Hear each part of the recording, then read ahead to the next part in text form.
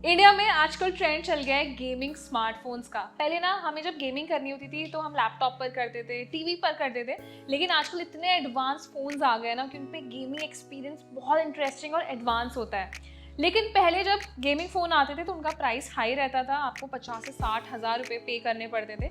लेकिन अब ऐसा नहीं है, क्योंकि इंडिया में अब गेमिंग सेंट्रिक फ़ोन्स का मार्केट चेंज हुआ है और ये गेम चेंज किया है इन्फिनिक्स जैसे ब्रांड्स ने। तो इन्फिनिक्स इसी के साथ आपके लिए एक नया फ़ोन लेकर आया जो कि बहुत टाइम से हाइप हो रहा था, और ये गेमिंग सेंट्रिक फ़ोन है इन्फिनिक्स GT30 Pro, जो फाइनली इंडियन मार्केट्स में लॉन्च हो गया है। इससे पहले GT20 Pro आया था जो कि काफ़ी पॉपुलर हुआ, तो कंपनी ने उसी की डिमांड को देखते हुए अब इस फ़ोन को दोबारा रीलॉन्च किया है नए अपग्रेड्स के साथ। और बेस्ट पार्ट ये है कि इस फ़ोन के लिए आपको कोई 40 से 50 हज़ार रुपये खर्च नहीं करने हैं।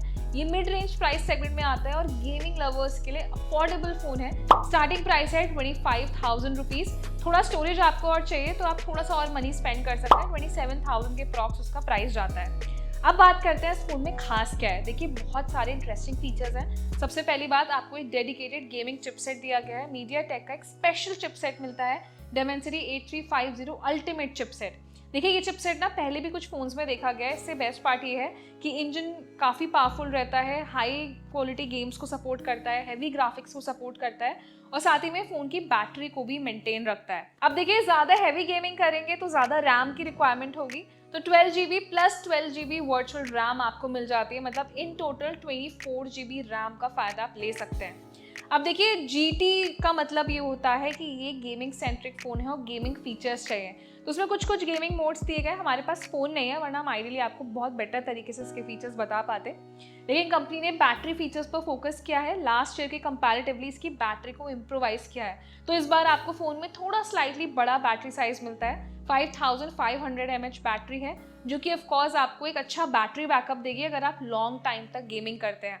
इसके अलावा फ़ोन की सेल जो है वो जून 12 से स्टार्ट होगी, मतलब अभी कुछ दिनों का वेट आपको करना है। अब देखिए, हमने इसके फीचर्स की बात कर ली, प्राइस सेल मैंने आपको बता दिया। अब थोड़ा सा ना डिज़ाइन पर भी आते हैं। देखिए, जब आपके हाथ में फ़ोन होता है और जब वो गेमिंग फ़ोन होता है ना, तो एक्सपेक्टेशंस भी वही होती है कि यार इस तरीके से डिज़ाइन किया जाए जो देखने में इंटरेस्टिंग लगे। अब देखिए, खास बात ये है कि इस फ़ोन में आपको गेमिंग वाला फील मिलता है, जिसके लिए कंपनी ने अलग अलग वेरिएंट्स डिज़ाइन किया है। जैसे एक ब्लेड वाइट वेरिएंट है, देखने में काफ़ी यूनिक इंटरेस्टिंग है।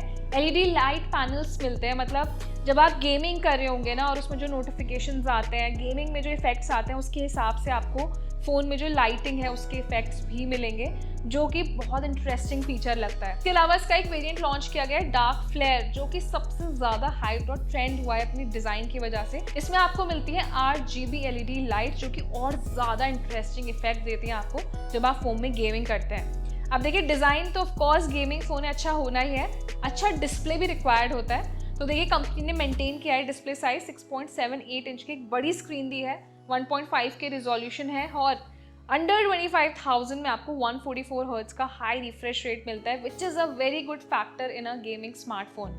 तो हाई रिफ्रेश रेट है, मतलब स्मूथ गेमिंग एक्सपीरियंस रहेगा। साथ ही में एमोलेड स्क्रीन है, कलर्स अच्छे होंगे। कॉर्निंग गोरिल्ला ग्लास 7i से प्रोटेक्टेड है, हाई प्रोटेक्शन दी गई है, मतलब इजीली ब्रेकेबल नहीं है। साथ ही में आप ऐसी जगहों पर भी गेमिंग कर सकते हैं जहाँ पर डस्ट है या वाटर है, तो उसके लिए आपको IP64 रेटिंग्स भी मिल जाती है। देखिए, इसका मतलब ये नहीं है कि आप बहुत देर तक फ़ोन को पानी में रख सकते हैं, लेकिन थोड़ा बहुत पानी गिरता है, फ़ोन पर स्प्लैश आता है, तो आपका फ़ोन वेल प्रोटेक्टेड रहेगा। तो इस फ़ोन में आपको इंटरेस्टिंग AI फीचर्स मिलते हैं, AI note, full x writing assistant, Google circle to search, इस तरीके के इंटरेस्टिंग फीचर्स दिए गए हैं इस गेमिंग फ़ोन में। इसके अलावा एक ऐसा फीचर जो हम ऑफ कोर्स मिस नहीं कर सकते, तो देखिए, जब गेमिंग फ़ोन्स आते हैं ना, तो लोगों को लगता है कि यार कैमरा या बैटरी इतना अच्छा नहीं होगा। बैटरी मैंने आपको बताया, अब ये मैं आपको बता देती हूँ कि ये कैमरा सेंट्रिक फ़ोन भी है। तो अंडर 25,000 में बहुत टाइम बाद किसी फ़ोन में 108 मेगापिक्सल कैमरा दिया गया है।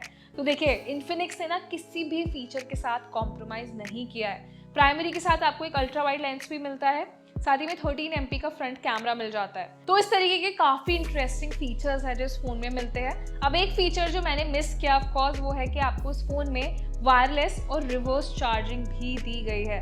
तो देखिए, ये सबसे डिमांडिंग फीचर होता है किसी फ़ोन का, वायरलेस चार्जिंग। आजकल आपने कार्स में देखा होगा, आपको एक चार्जिंग डेक मिलता है जिसमें आप वायरलेसली अपने फ़ोन को चार्ज कर सकते हैं। लेकिन ये फीचर ना अभी तक आईफोन्स में या कुछ लिमिटेड महंगे स्मार्टफोन्स में था, लेकिन इन्फिनिक्स ने आपको इस मिड रेंज सेगमेंट में भी वायरलेस चार्जिंग फीचर दिया है। रिवर्स वायरलेस चार्जिंग को भी ये सपोर्ट करता है। तो मुझे लगता नहीं है इन्फिनिक्स ने कोई पॉइंट मिस किया है। अब आप हमें बताइए कि गेमिंग सेंट्रिक स्मार्टफोन के हिसाब से आपको लगता है कि इन्फिनिक्स अब इंडिया में एक गेम चेंजर हो सकती है? इन्फिनिक्स जितने दूसरे गेमिंग स्मार्टफोन है जैसे रियलमी GT सीरीज, उसको टफ कंपटीशन दे पाएगी?